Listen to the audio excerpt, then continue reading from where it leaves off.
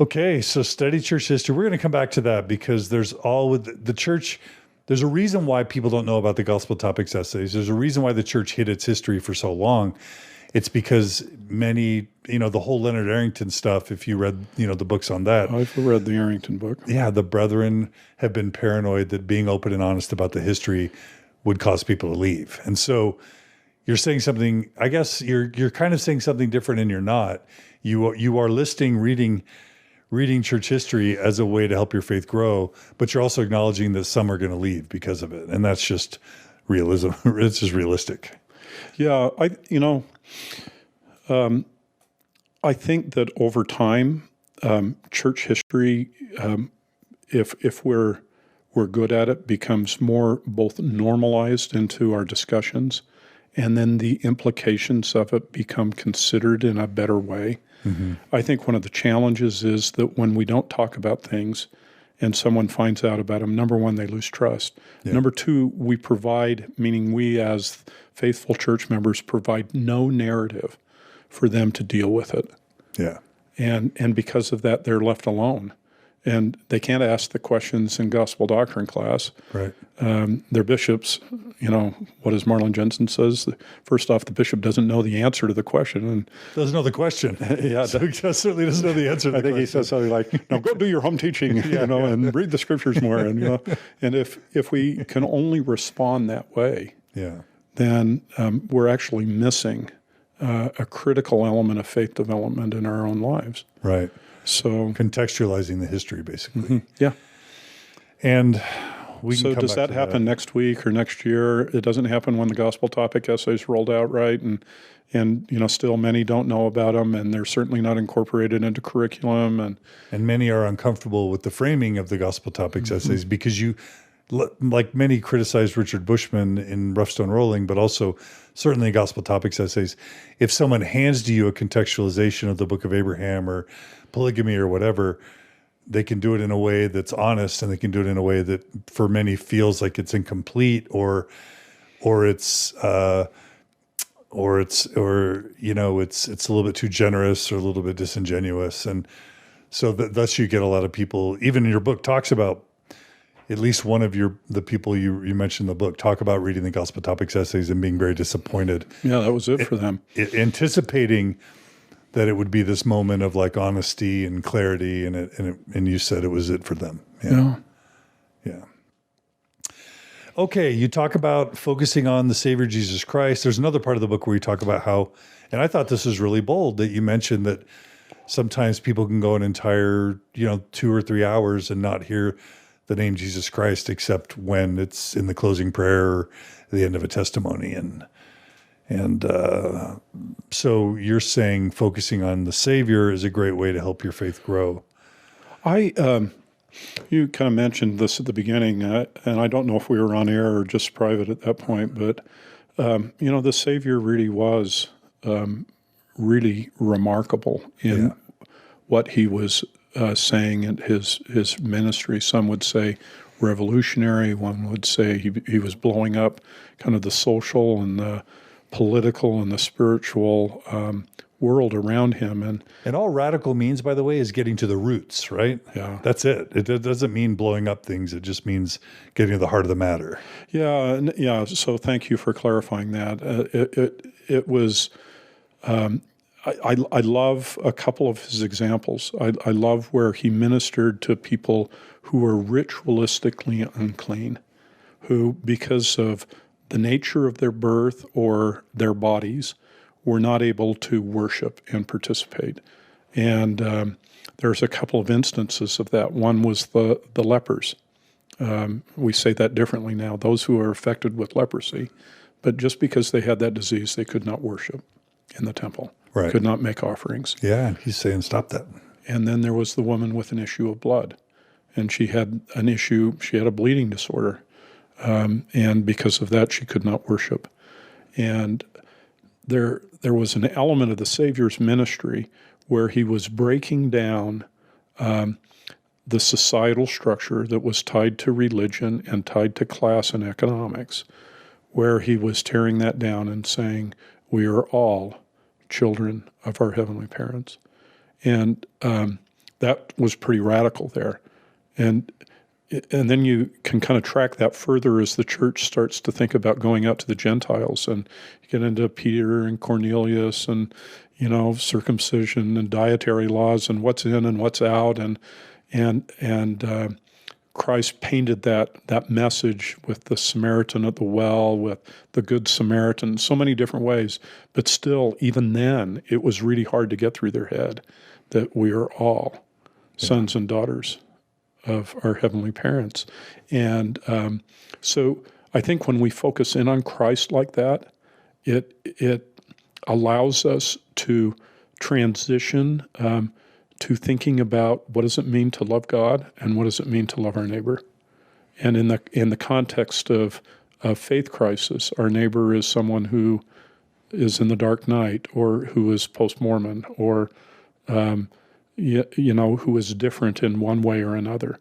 And so I think that's the essence of the church and the gospel. And I think we could talk more about that. And we could talk more boldly about that and challenge some of the preconceptions that we have about its implications in our own personal lives and in our ward life, but personal lives. Yeah, it was also the woman caught in adultery, and it's also the parable of the lost sheep and leaving the 99 to get the one. I mean, Christ really is a great example for how to minister to people who've lost their faith. Yeah. He wasn't standardless. Right. So it wasn't wishy-washy or, hey, kumbaya, all's good. Yeah.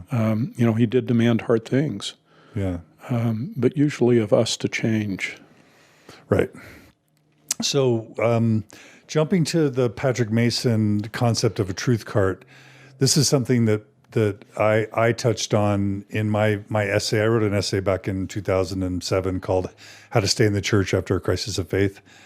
Have you ever seen that? No, I haven't. I'd like to see that. Yeah, in that I called it buffet Mormonism, and basically you mentioned that term buffet Mormonism as mentioned as something that's derogatory. Oh yeah, cafeteria Mormonism is as a negative term. But that's what's different than truth cart. I mean, that's the same idea. It's basically saying there's a personal process of keeping what's good and discarding what doesn't feel right or good. And isn't that what the truth cart's about? Someone else has kind of tried to pin me down on that. And I think they're right to try and pin me down on that. I think one could, what Patrick's trying to say is there's core doctrines that are really powerful, that are important. You can throw the other stuff out. I think sometimes people use the term cafeteria Mormon to describe kind of not a thoughtful approach to that, but a very casual approach, which, it probably fits into the narrative of people are lazy and want to sin and have coffee and, don't want to wear their garments or, and that's kind of cafeteria Mormonism. And I think it's wrong to judge that way. So I think your point is actually accurate, that it is that we should put less judgment on those terms and let people determine for themselves what is important and how to apply it in their lives, and that we can respect their individual choices on that with less value. Yeah, the point I make in that essay from way back when was that we're all cafeteria Mormons. We're all buffet Mormons. We all have a truth cart, and we just don't talk about it, and we're ashamed or scared to admit it because of this. What is the quote about Australia and Sydney or whatever? It's either Sydney or the bush. It's either everything or nothing. And that's the ideal that we all sort of feel pressure to live under. And at the same time, none of us can live up to everything, or none of us can believe everything. Just D&C 132 is really hard to believe if you take it literally. And that's, the section of the Doctrine and Covenants about eternal marriage and virgins, and you can have a third wife if your wife consents and she's a virgin. Like, it's hard to believe stuff. And so at some level, I guess I make that point that we've all got a cart. and you're saying that, even though you're acknowledging that it's a sensitive thing to talk about because of the expectations of all or nothing, right? Yeah. And so I appreciate the discussion. This has been, I learned from you, and I think we do operate like you describe. I mean, I think one of the things in my leader survey that was interesting to me was that many leaders have doubts. Yeah. So, and one can believe wholeheartly in the church, but one can define, what that means, right? Yeah. There's leaders that plan on practicing polygamy in heaven, like clearly Russell Nelson and Dallin H. Oaks, and there's leaders who believe polygamy is a mistake, and they're both bishops or stake presidents at some point, right? Like there's all sorts of interpretations of the word of wisdom. There's just all sorts of notions in the gospel that you get 2 Mormons, you're going to get 2 different points of view. You get 1,000 Mormons, you're going to get 1,000 different points of view, right? Yeah. And that also comes true with the ecclesiastical or bishop roulette. Some bishops will let someone masturbate and still go on a mission or still be worthy of the temple. Others will keep them from their mission and keep them out of the temple. Like that really shows up in how bishops and stake presidents choose to enforce certain policies. And you talk about that as well in the book, right? The whole standard of worthiness. Yep. True. Okay. All right. So let's jump to chapter 5 really quick. You talk about how faith changes. And I was really happy to see a reference to stages of faith. You won't know this, but in my first 30 episodes on Mormon stories, we cover stages of faith with Dan Witherspoon and Tom Kimball. I know that Thomas McConkie picked that up and also shared that there. But it's this idea of stage 3 is a literalistic Orthodox faith. Stage 4 is the dark night of the soul. Stage 5 is kind of a reintegrated faith. Is that right? Mm-hmm. Do you consider yourself kind of an aspiring stage 5? Well, sometimes I'm 3, sometimes I'm 4, sometimes I'm 5. I have no idea what 6 really means. Yeah. Kind of funny, we had our neighbors over for dinner, and they're both psychologists, and we were talking with them about their journey, and they grew up evangelical and became psychologists and went to study under Fowler, wherever he was teaching at the time. I think he was at Harvard. Was he? I think. I can't quite recall. Yeah. And so it was fun to have a connection with them as I was kind of writing this book using some of Fowler's frameworks. And people have different feelings about Fowler. I think it's whether it stands up to kind of critical analysis or not. I think it's a useful paradigm to look at. And I think what I like about it is that understanding that we in the church do a lot to support a stage 3 faith and do very little to support stage 4 or 5. It's important to acknowledge that. And it's also important to acknowledge that we need to build 3 in a different way. That, it may be literal. You described it as literal. I think it's really the framework that you get integrated with as an adult. So we in the church create that framework in a very literal way, but we could create it in a way that was more robust against some of the challenges to faith. And that's where, talking about leaders making mistakes, talking about our actual church history, and helping form that into a stage 3 part of faith makes it more durable and robust against today's transparency, information ubiquity. We can build better stage 3 faith. Yeah. And we left off a few of the bullets from the end of chapter 4. Remember what you do know and believe. Expect that your faith will change and continue to grow, and be comfortable with not having all the answers. If we teach kids your faith is going to change, it's going to grow, and you won't always have all the answers. If you build that expectation when they're young, you probably are building a more resilient faith, even if they still stay in stage 3 forever. Yeah. And stage 3 may be that place, right? Because it's a stage that permits and allows and doesn't constrain evolution and change with regards to belief. Right. We expect that. Right. So this is a topic that I would love to pick your brain on forever, but we won't have time to really go into it. But when I released that essay, How to Stay in the Church After a Crisis of Faith, and started promoting it as a way, basically progressive liberal Mormonism, where you don't necessarily have to view it as God's one true church. You don't have to view the Book of Mormon or Bible as fully historical or even in any way historical. It's more about myth. It's more about parables. It's more about teachings. Focus on the community, on the value of the church, on the lived experience. And you even talk about this, about ignoring historicity and having a nuanced faith. Those are words I pulled from chapter 5. What I found is that was really hard for a lot of people. And it was hard probably first and foremost because really from the top down, the brethren are still communicating a very Orthodox kind of stage 3 brand of Mormonism. And of course, we're all refreshed to have Patrick Mason and Terrell Givens and Fiona Givens and others starting to be elevated. But this is for many, it's an unsustainable road because if they happen to mention, it's one thing to have a nuanced or liberal faith, non-literal, whatever, progressive. It's another thing to be open about that to your bishop or to your stake president or to your in Sunday school or in priesthood or in Relief Society. And many people find that, as you mentioned later in the book, they're kind of shouted down. So we'll come to your recommendations for how wards and leaders can do better. But have you seen that this liberal kind of progressive stage 5-ish type Mormonism has a limited shelf life for some people? Yeah. Yeah, I know, how many more weeks can I go through this? Can I really listen to this lesson? I need to get up and leave. So those are all the stories I've heard, through the focus group and the like. And it varies so much from ward to ward in terms of the boundaries and how they're set.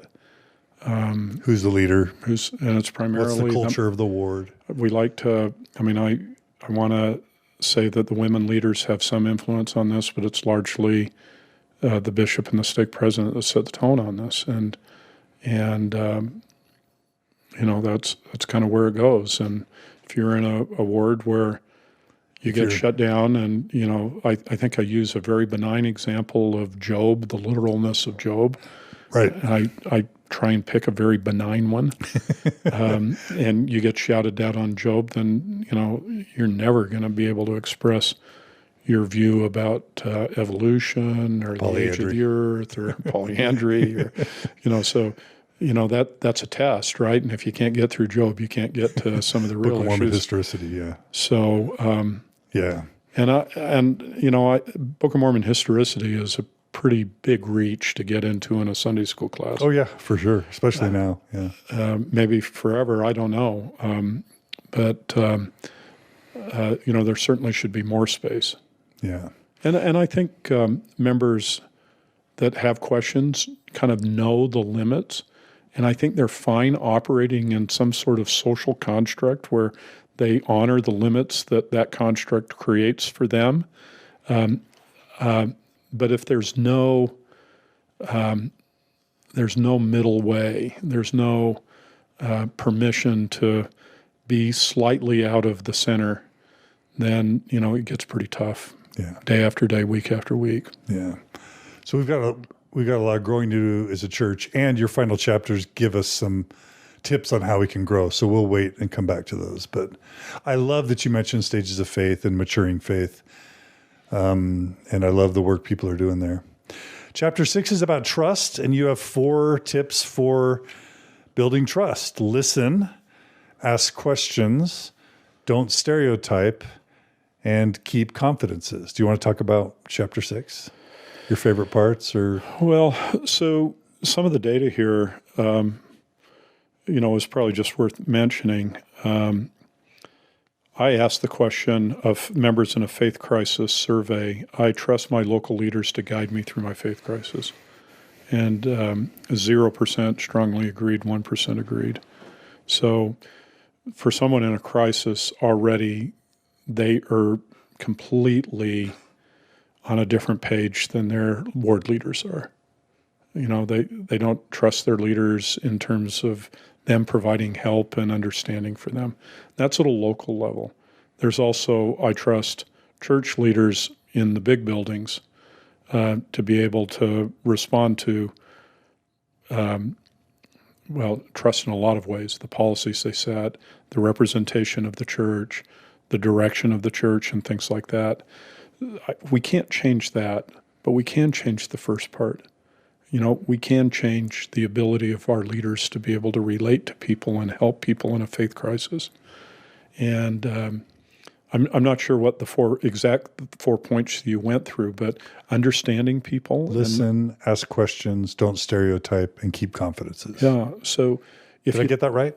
I'm not sure they're broken out that way, but all those points are in there. Okay. So if we choose to, the first time we hear someone with a concern about the church, go to the historically inaccurate narrative of Thomas Marsh and the milk. Right. And judge them as being offended or wanting to sin, or, we use that Sunday school lesson to inform us as to how to relate to that person. We're lost. They'll never trust us. Right. We can't add any value to them. And usually, even when we open our mouths in that setting, we're going to set back the cause of faith and belief.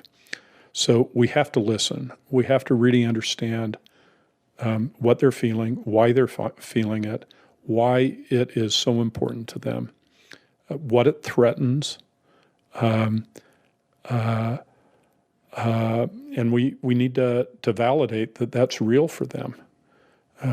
That is where they are, and you can't kind of deny that away. And I think we get this a little bit later, but I remember as a church leader when someone would be sitting across the desk from me and would express some sort of concern, maybe not about the church, but I would always want to think about how can I testify, what scripture can I give, how can I answer their problem. And I was so wrong with those approaches.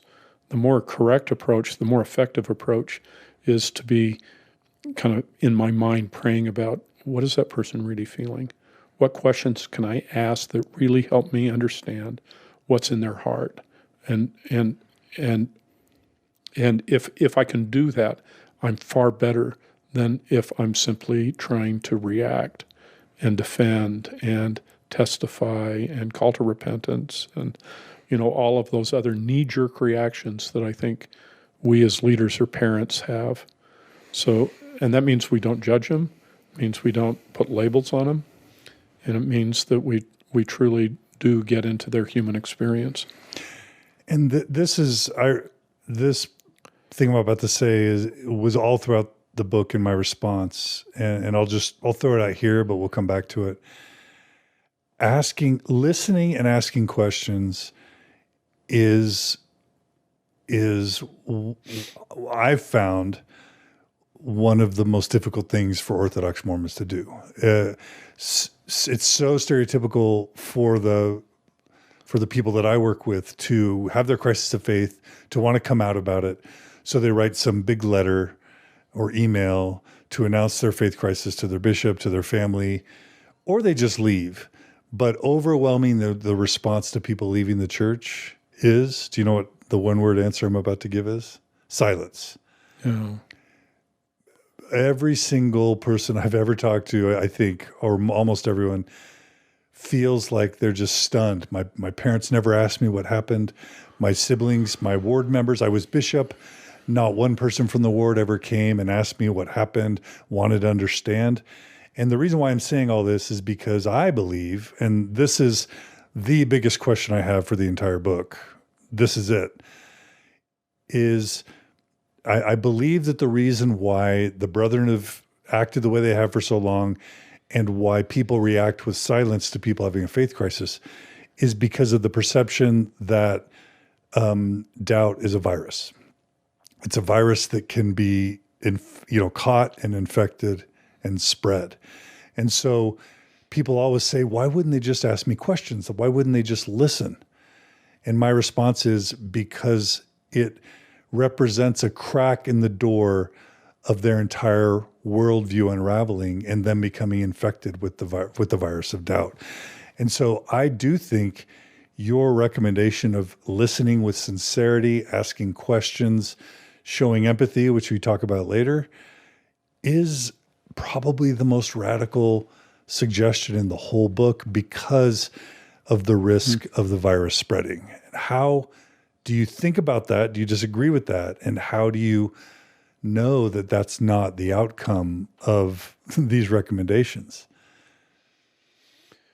I know it's a heavy question. Well, I mean, it's one that I have thought about a lot. I did a presentation the other day, and someone tried to pin me down and say, "Okay, you've done all this listening. How have you changed?" Right. And can someone, one of the risks is that if you listen, you will change.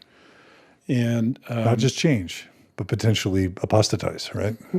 Yeah, that's just a form of change, right? Right. And I don't see any other way. Is there any other way?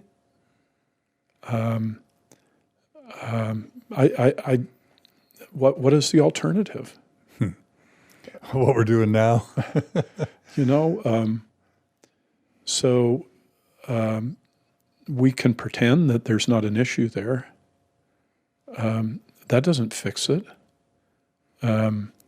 Someone who leaves, kind of the rate of current disaffiliation is such that it's not a problem that could be ignored like perhaps it was in my generation. Mm-hmm. Infection, I know it's not a fun term. well, but there's actually a related term, and it's called going viral. Right. And it kind of gets to disease, and a virus and infection are the same, and so disaffiliation. I don't have a better answer, I suppose, than is what is the alternative? Yeah, and maybe the church is schizophrenic, because you look at like the Leonard Arrington administration, the Brethren shut it down because they feared the open discussion of history would infect the church. And then you have the essays come out and Rough Stone Rolling and the Joe Smith Papers Project, but then you have Elder Snow admitting that they intentionally didn't promote broadly the essays because they were worried that it could cause members to doubt.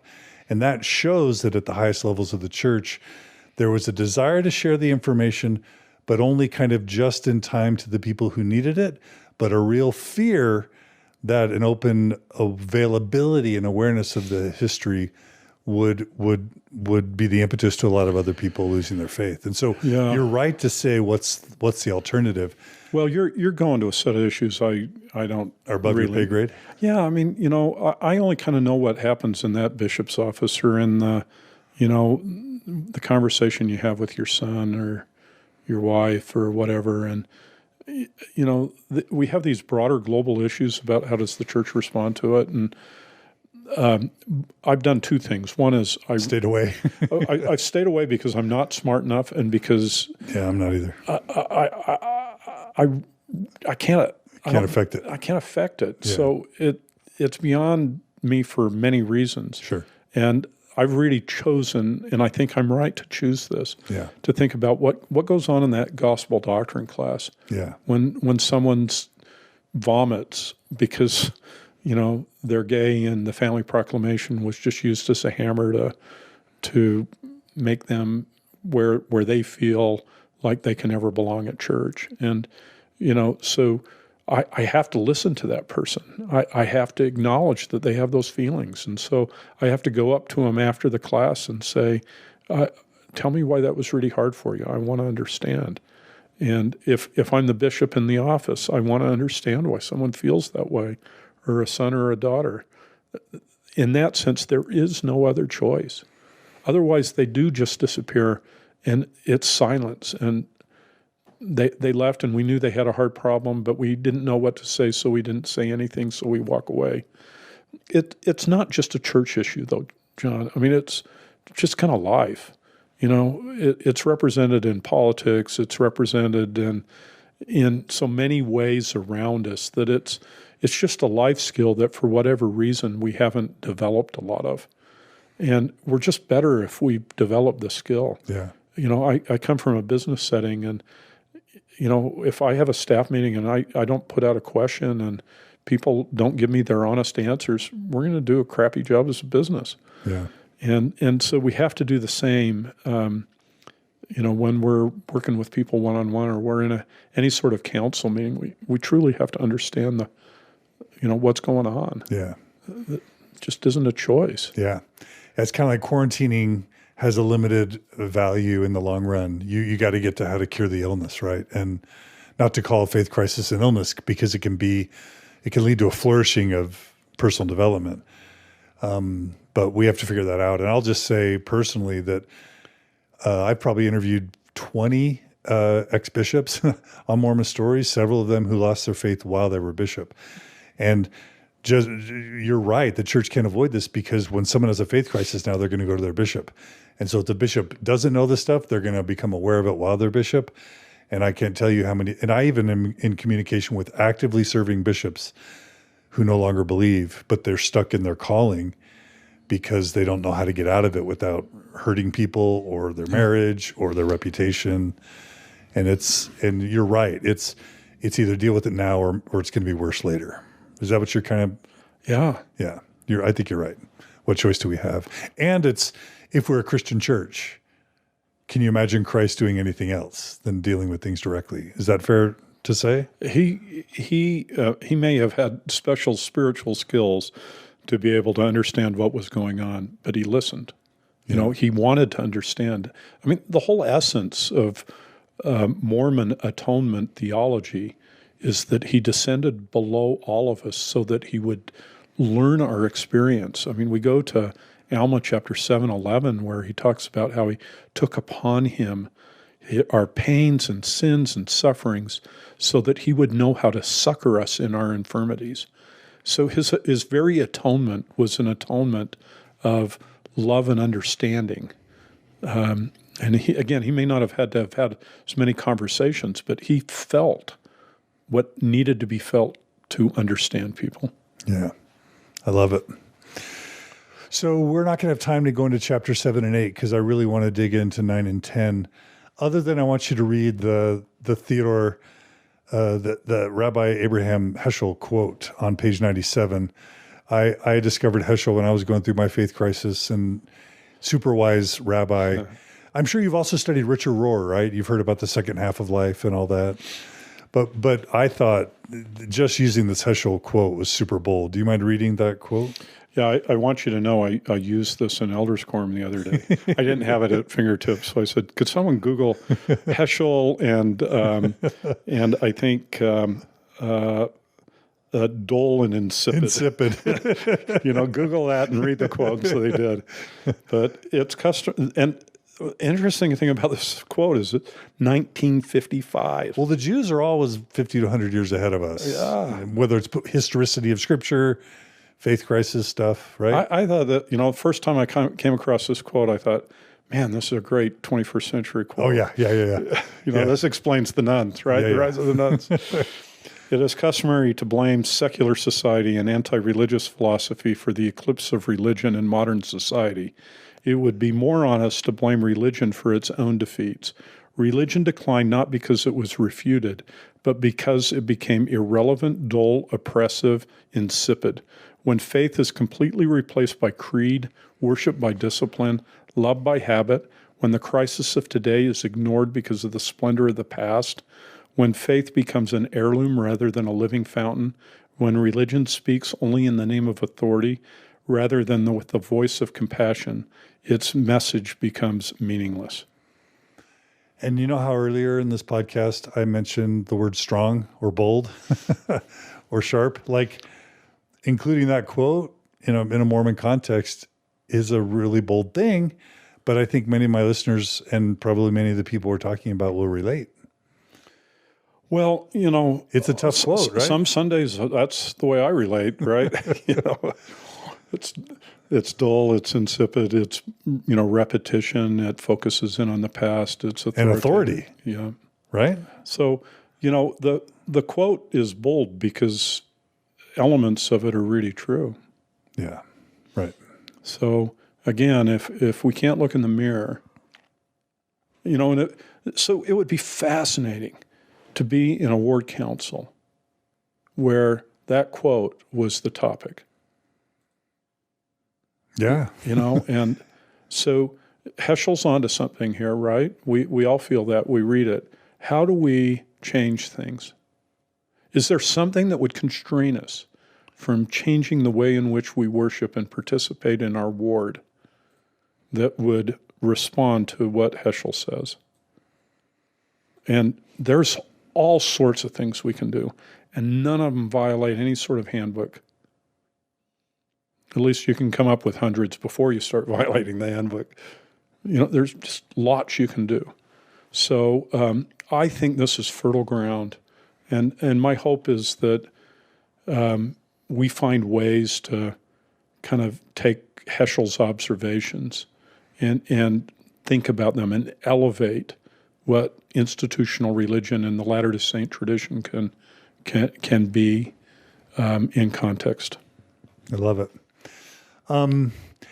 Were you at all worried that the brethren might not like you including a quote like that in a Mormon context? Because it's acknowledging that church can be boring, or insipid is a really strong word, and touching on the issue of authority is a really sensitive thing for the church and its leaders, right?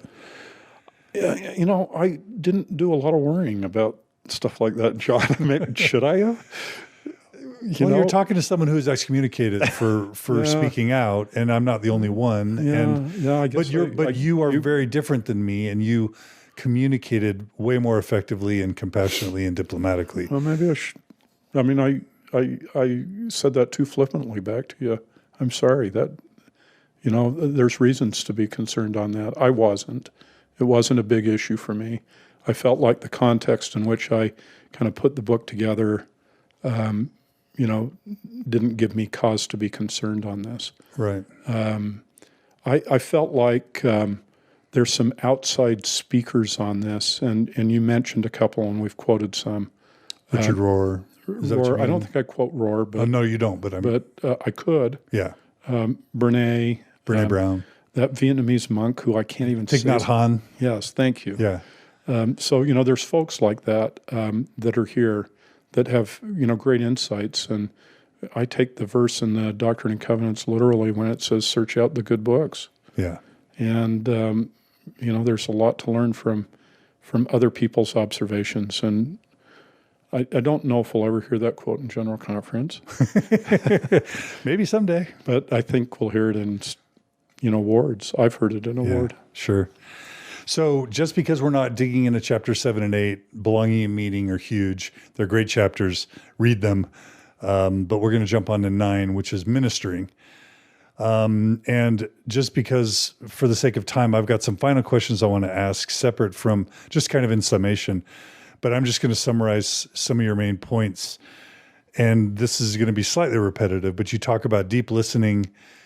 You talk about avoiding alienating behaviors, like formulating a response instead of listening, preaching and giving unwanted advice, so if we could just imagine you go to a leader or a parent or a minister or a member of the ward with a faith crisis, things not to do are don't as the believer be thinking about your response while they're sharing. Instead, genuinely listen. Don't preach or give unwanted advice. Don't turn the conversation back to you. Keep it on them. Don't use labels that aren't useful. Don't judge the stereotypes that we've talked about. Don't gaslight. And you actually use the term gaslighting and refer to the movie. Don't gaslight, and know when to stop. Anything you want to say about those, since that's a lot to say? I'm just kind of embarrassed that the chapter has been so meaningful to people, because this is just basic stuff. how to treat humans. Yeah, and yet as I wrote it, and as people have read it, they've thanked me, more for the thing called listening. Yeah, and one of the things I found on it is you've noticed this throughout the book. I use a lot of authoritative in church quotes. Yeah. Throughout. Yep. Many of the concepts that I introduce that might be a little difficult for people, I can usually find an apostle. Holland or Ballard or Uchtdorf. Mm-hmm. that have commented on it. Yeah. I've read all the General Conference talks by apostles and prophets since, can't remember the date, maybe 2011. Wow. There aren't any talks on listening. You know, it's for what I think it's an oversight. I don't think it's intentional. I think that when you're a leader, and I've been one, I know the tendency. Our tendency is to explain, is to preach, is to provide arguments for and to defend. But I think it would be wonderful if we could have more discussion about how to listen. I think it's important, not just in context of this book, but in context of life. And I think it's really hard. It is for me. And to even have written the chapter would imply that I feel like I'm some sort of expert on this. I don't. Right. I make mistakes all the time. Right. And you just have to kind of kick yourself again and again and again, saying, I want to listen. Yeah. Yeah, beautiful. So well said. And then you close the chapter by talking about creating loving relationships. And you talk about expressing empathy, building positivity. And you reference John Gottman, which is huge. John Gottman is a marriage expert that is one of the top 3 people we refer to people to for marriage. And then you talk about validating. And again, this is going to be repetitive, but if a member gets to the point of real empathy and even being able to validate someone who's been in a faith crisis and they've really listened to all their concerns, they're skating really closely to the edge of their own faith crisis, I think. And I think that's the most difficult part of this whole proposition, in my view. Any thoughts on? I mean, we've already covered it, but anything else you want to say about that? There's no other way. You've already said it. I mean, so we haven't really talked about this side. I have kind of some children that are non-believers. What's my choice as a parent? To alienate and isolate and judge and stereotype and ostracize and distant yourself. That's what many parents do. Yeah. I don't find any of those satisfactory answers. I don't find any examples of that in Christ's ministry.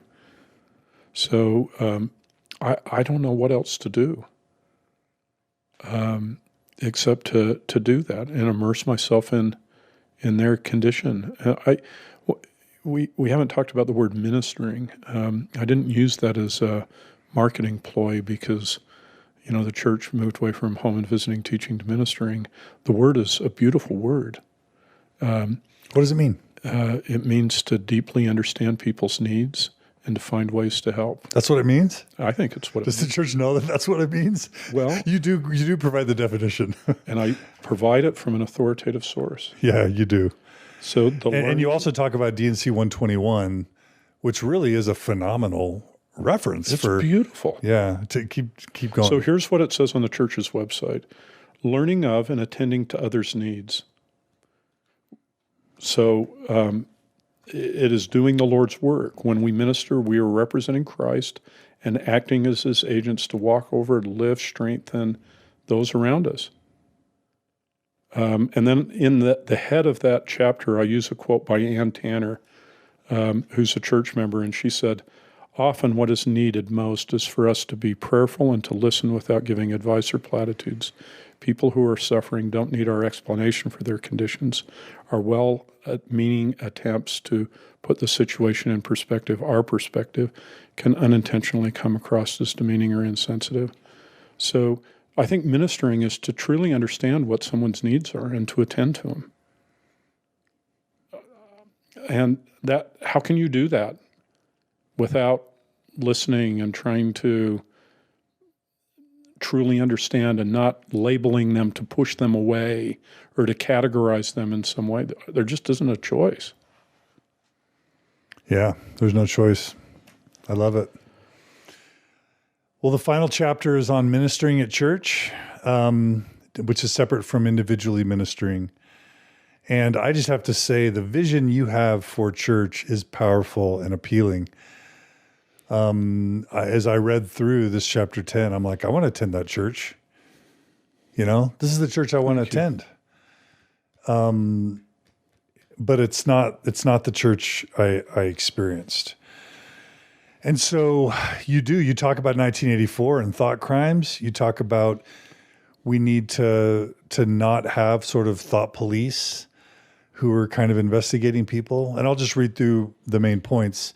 Make church a place of ministering, be welcome and inclusive, be inclusive in the church classes, which means no policing, thought police or doctrinal, policing, affirming comments that are alternative. So if somebody expresses something that's different from the mainstream point of view, for other members of the congregation to actively affirm those comments, and to even hold training classes on how to teach members and leaders how to respond. That's, and there's other things, we'll come to it, but that's revolutionary, right? A gospel doctrine class where doubt and faith is welcomed, and where difficult issues are discussed and people are even rewarded or embraced. That's inspirational, and very few people's lived experience at the church. And so, thoughts on that? Well, so if someone has a problem, and it never gets addressed by a bishop or in a class or by their parents or whatever, what do they do with it? They can put it on the shelf and it stays there for a while, and maybe eventually, or for many, it cracks and breaks. They go to places where other people are talking about it, and the church loses all opportunity to be able to support that person from an institutional perspective. So we really have to create faithful places where concerns and discussions can occur. Now, not all of those can happen in a gospel doctrine class. So we have to be innovative about how to be able to create those. But if we don't create those will occur. They just won't occur in the eyes of any appointed, ordained, set-apart leader. They'll occur on Ex-Mormon Reddit or on the Mormon Stories podcast Facebook group or on Facebook or in private meetings. Or they'll suffer alone because they know none of that. Yeah. None of those are from, if I'm a defender of the church, which I am, none of those are desirable. Right. So we have to find these spaces. Right. And it's not simple. And I've read how some wards and stakes have tried to accomplish it, and some are trying. Yeah, there have been these second gospel doctrine classes. I've heard about them in Dallas. I've heard about them in Alpine, where it's a designated Sunday school. Sometimes it's in the evening on a weekday, where members of a ward, together with leadership, talk about difficult issues. Correct? Yeah. Do you know what's been the finding? I don't. I don't know how to systematically assess it. Yeah. So, but you've heard about those, right? I've heard about them. Yeah. We had one in our stake. Right. And that's in Virginia. Mm-hmm. Yeah. So the church has kind of been piloting that, either unofficially or officially. I think it's been local innovation. Yeah. Okay. But that's the type. So the types of things you recommend are, you have a section, faithful ways to address concerns, and you say share the gospel topics essays with people. Maybe we need special gospel doctrine classes. Institute classes can address these issues. Maybe the church can appoint mentors or even have callings as people who minister to the disaffected. Yeah, is that right? I say all those things. I don't know how this shakes out. This part of the chapter I don't completely punt on, but I do say that that we need to talk about these in our council meetings, and we need to come up with the best ideas that come out of those discussions. So I don't want to take over a bishop or a stake president's prerogative and prescribe. So I'm tossing out ideas that could help kind of ferment a conversation, and then they can try things. They have to own it. If I were to come in and tell them the things to do, number one, I'd be wrong. And number two, they wouldn't feel like it's their, they have to feel direction and inspiration. There's a process that they have to go through in order to be able to approach these issues. So what I'm trying to do in this chapter is to offer up enough ideas that enables them to kind of go into that mode where they can say, We need to do something. What can we do? Here's some ideas, but let's us talk about it. So that's where I'm trying to really go with this chapter. Right. And some of it is because I don't really know the answers. Some of it is I don't have a calling and authority to kind of propose this. Right. But I hope it You're sends them brainstorming, down that road. Yeah, you're brainstorming. And given enough to start the conversations. Now, in the end of this chapter, you really hit on some really important topics. You recommend that I know you got to go. How are you doing? Oh, we probably have 10 minutes. 10 minutes? Yeah. Perfect. So thank you. A few points you mentioned in the end that I thought were powerful, that we reconsider worthiness, that we disassociate worth from leadership callings. In other words, sort of celebrating or lifting up our leaders is higher than we should, engaging more women and listening to their perspectives, using our counsels, ministering through sacrament meeting, and building durable faith in the first place. Well, why reconsider worthiness? So worth and worthiness are really closely related words. Right. And I think that the way we talk about worthiness implies that we're talking the same way about worth. So if I can enter the temple because I have a temple recommend and have met the requirements through interview and life to enter the temple, that doesn't mean I have more worth to God. Every soul is valuable to God. There is no soul that isn't valuable to God, that he doesn't weep over and consider and love. And I think we can at times equate position and recommends and meeting certain standards of behavior and belief as worth. And because they come from the same word. I don't know if they do in other languages or it's just English, but they relate so closely to each other that both those that hold those emblems of authority and orthodoxy and those that don't feel and create a divide. And I don't think that's helpful. So what do you propose? That we celebrate the worth of the soul and that we do everything that we can to highlight that regardless of any sort of condition, that they are of worth to God and that they're of worth to us to reach out and support, love, mourn with, comfort, minister to. So with that, and this is sensitive, so I understand if you don't want to go here, but are you saying eliminate the temple recommend interview? Are you saying no. Eliminate the youth worthiness interviews? No, because those, but to put them in a context so that it separates it from worth. Like spiritual development instead of worthiness. So you can, it's fine for institutions to have rules of participation, but we have to protect the doctrine that every child is a child of God. And it doesn't matter whether the institution allows them to go to the temple or not. They are of worth. So you're just saying change the word. Don't use worthiness or at all. And call make it sure a qualification. And it's really hard in the church because so much of what we do talks about keeping commandments and living a particular type of life. And purity and cleanness. But we as much as we stress that, we better stress equally the importance of every soul to God. Right. So I'm just asking for that part to be elevated. Okay. I'm not trying to tear this other part down. Got it.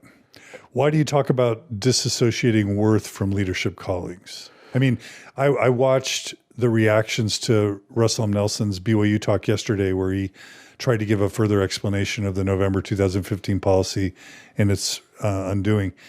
And I watched some BYU students afterwards, and they're like, we came the day before and camped out so that we could be on the front row, and these are Jesus's own personal messages to us. I mean, they do tell us they're prophets, seers, and revelators. They do tell us they're special witnesses of Christ. And basically what they communicate is, and this is even scriptural, when one of them speaks, it's as if God or Jesus themselves is speaking. Whether we have Jesus quoted as saying, whether by my voice or the voice of my servants, it's the same. So we're taught that they are the mouthpieces of God and Jesus. So how do we... I'm talking more at the local level. Okay, you're talking at the local level. I'm talking about men that have never had a leadership calling, and because of that, they don't feel that they're equal. So you're saying stake president down, basically. Yeah.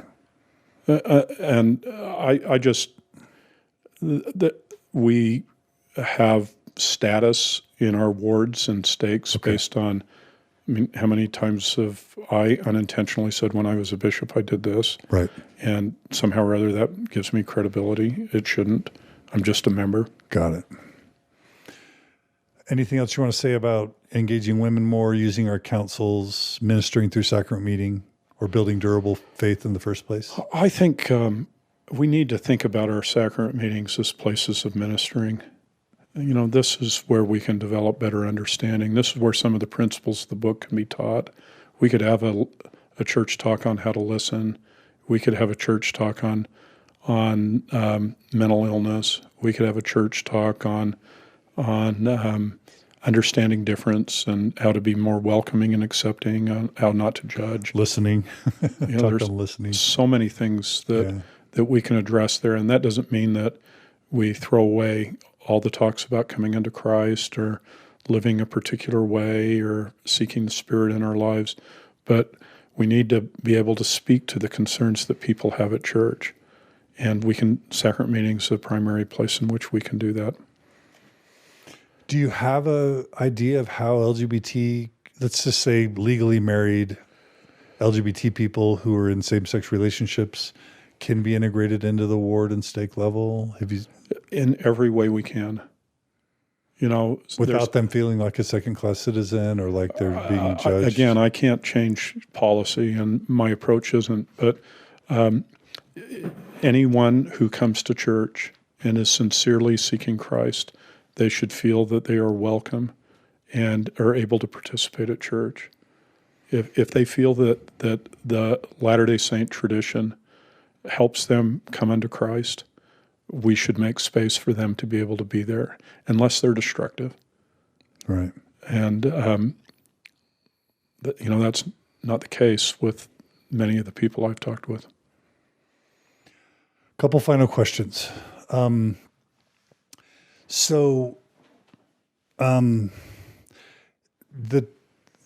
of the people that have come before you who have tried to encourage change in the church have been excommunicated or disfellowshipped or marginalized or censored. Did that come up at all with the people that you've communicated with? And how do you square your recommendations with the fact that many people have seen when they've tried to speak up, when they've tried to be vocal, when they've tried to speak out, whether it's on Facebook or on Twitter or in their congregations, they've been either marginalized or sometimes disciplined. Do you have thoughts on that? Well, I know that I come from a place of privilege on this, largely because I have served in church leadership, and I just feel that I have an opportunity to talk about these issues in a way that is safe for me and can be accessed by the church. I don't know. Everyone has their own individual journey, and I'm not exactly sure how to respond to the question when it comes right down to it. I know that people feel this. I know people feel excluded. I know that when people advocate for change, they are often met with rejection or worse. I think that's just part of our culture. I don't think it has to be that way in every case. There's probably some cases where the church does need to institutionally police its boundaries, but so many of the policing that we're talking about here don't fit into that category. I guess that goes to just the bigger question of like, if somebody takes this book, this will be my closing question. If somebody takes this book, they've lost their faith or they're struggling, they take this book to the bishop and say, I will engage the church if the church can be like this. Here, bishop, read this book. And then the bishop reads it, and the bishop tries to lead a ward this way, and the members engage in that way. Will it be safe, and do we have any sense that this is actually workable? I don't think I've proposed anything in this book that would be controversial to the Handbook of Instructions. So, that was my defining, I'm only going to propose those kinds of changes. So everything that I feel I have in this last chapter that you mentioned, to me, is straight and center, honest to goodness, church leadership. I don't think I'm being radical here. Someone may correct me and tell me I am being radical, but having talks in sacrament meeting about how to minister to people with mental illness, or to how to listen, or to how to withhold judgment, that's straight in the middle of what helps people come into Christ. So I don't, engaging women more, talking about the worth of every soul, those are doctrinal and scriptural. Right. So I don't think I'm proposing anything here that is controversial. And at the end of the day, it's very Christ-centered, what you're recommending. Yeah. I could talk to you for 10 more hours. I know. You got to go. Cody's got to go. Thank you so much for this book. This book is, in my view, courageous. It's an act of faith, but it's an act of deep love, and it's very effectively written. I recommend everyone buy it. It's on Amazon. Go to Koford Books, wherever you want to get it. The book is called Bridges, Ministering to Those Who Question. The author is David Ostler. The publisher is Koford Books. I hope and pray in my secular prayers that the church moves in this direction, and I know that everyone will be better off for it. So David Ostler, thank you for this work of love. You want to say something? Yeah, can I just say one thing? Please. I know that there's probably some that are troubled that I'm on your show. I'm trying to communicate to an audience of traditionally believing members, and some people see Mormon stories, or you, John, as somehow or other opposed to that. You and I talked about this before I came on, and I just felt like you don't write a book called Bridges, and don't start it off in my introduction about, it's not about us and them, it's about all of us together. Right. And not have a conversation with someone like yourself that has such experience and understanding and ways in which you communicate to people who have felt some of these issues. So I would hope no one is kind of troubled for me, about me being here, because I've enjoyed the conversation. I have felt it has been true to my beliefs and what I'm trying to accomplish, and I feel like your questions have been great questions and ones that I've learned from. So thank you. Well, your trust means the world to me, and thank you. And thank you for coming on, and thank you for writing this book. Thanks, everyone, for listening. We got to go. The book is Bridges, Ministering to Those Who Question. Join us again soon on another episode of Mormon Stories. Thanks, everybody. Take care.